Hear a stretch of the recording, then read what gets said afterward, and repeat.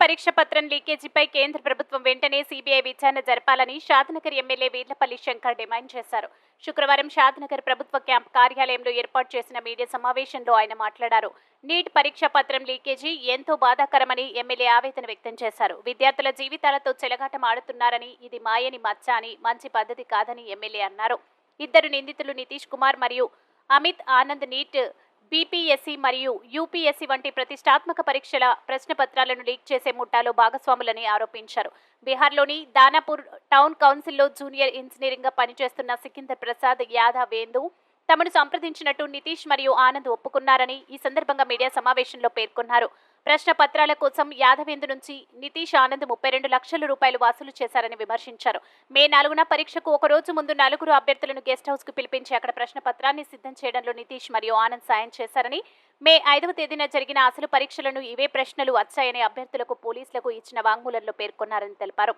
దేశవ్యాప్తంగా నిర్వహించిన UGC net 2024 పరీక్షలు రద్దు చేస్తున్నట్టు ప్రకటించిందని, ఈ పరీక్షల్లో అవకతవకలు జరిగినట్టు ఎన్డీఏకి సమాచారం రావడంతో దీన్ని రద్దు చేస్తున్నట్టు ప్రకటించారని పేర్కొన్నారు. ఈ పరీక్షకు దేశవ్యాప్తంగా 1205 సెంటర్లు జరిగిన యూజీసీ నెట్ పరీక్షకు దాదాపు 9 లక్షల మందికి పైగా అభ్యర్థులు హాజరయ్యారని పేర్కొన్నారు. దేశవ్యాప్తంగా నీట్ పరీక్ష తీవ్ర దుమారం రేపుతుందని అన్నారు. ఈ వ్యవహారంలో పోలీసులు ఇప్పటిదాకా ప్రాథమిక ఆధారాలను గుర్తించారని తెలిపారు. ఇదివరకే ప్రశ్నపత్రం లీక్ కేసులో 4 అభ్యర్థులతో సహా 7గురిని పట్టణ పోలీసులు అరెస్ట్ చేశారని ఇండియా టుడే టీవీ అన్ని నిందితుల వాంగ్మూలాలను, లేఖలను ప్రచురించిందని, లీక్ అయిన ప్రశ్నపత్రాలను అందించడానికి ముఠా 32 లక్షల రూపాయలు వసూలు చేసిందని ఎమ్మెల్యే వెల్లడించారు. బాధ్యత గల ప్రభుత్వం ఇలాంటి ప్రశ్నపత్రాలు లీకేజీలు నిర్లక్ష్యం వహించకూడదని వెంటనే సీబీఐ విచారణకు ఆదేశించాలని డిమాండ్ చేశారు. ఈరోజు చాలా బాధాకరం. గతంలో రాష్ట్రాలలో మెడికల్ ఇంజనీర్ గురించి రాష్ట్ర స్థాయిలో ఎంసెట్ నిర్వహించేది ప్రభుత్వాలు. దాంట్లో పారదర్శకత, ఎంట్రన్స్ ఉంటుండే.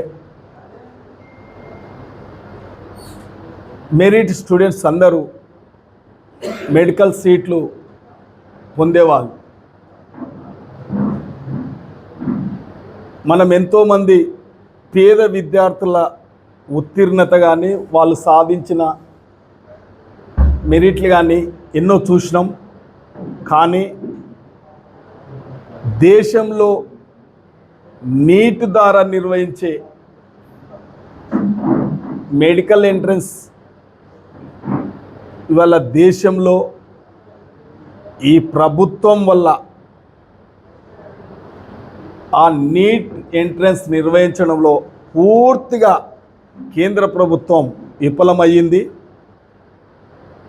విద్యార్థుల యొక్క జీవితాలతో చెలగాటమాడే విధంగా కూడా ఈ ప్రభుత్వం ప్రవర్తిస్తున్నది. ఎంట్రన్స్ కంటే 24 గంటల ముందే కొన్ని రాష్ట్రాలలో నీట్ ప్రశ్నపత్ర విడుదలయ్యింది. ఒకే రాష్ట్రంలో 63 మందికి ఒకే ర్యాంక్ రావడం దానికి నిదర్శనం ఇదే. ఎంట్రన్స్ ప్రశ్నపత్రిక ముందే విడుదలయ్యి ఇవాళ ఎంతోమంది విద్యార్థులు నష్టం జరిగింది. మన రాష్ట్రంలో కూడా చాలామందికి నష్టం జరిగింది. కాబట్టి Congress party demand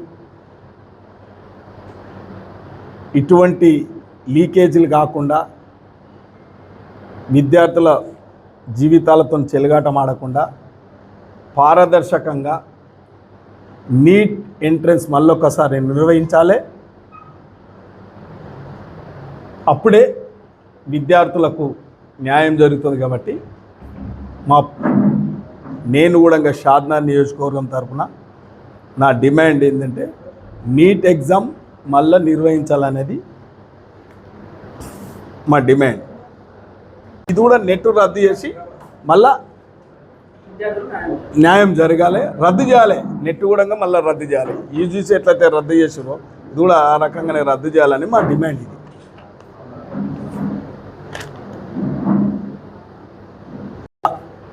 entrance ప్రశ్నపత్రిక leak చేసిన వారిపై కఠిన చర్యలు ఉండాలి. మళ్ళీ ఇటువంటి పునరావృతం కాకుండా కూడా ప్రభుత్వం, కేంద్ర ప్రభుత్వం చర్యలు తీసుకోవాలని కూడా మేము కోరుతా ఉన్నాం.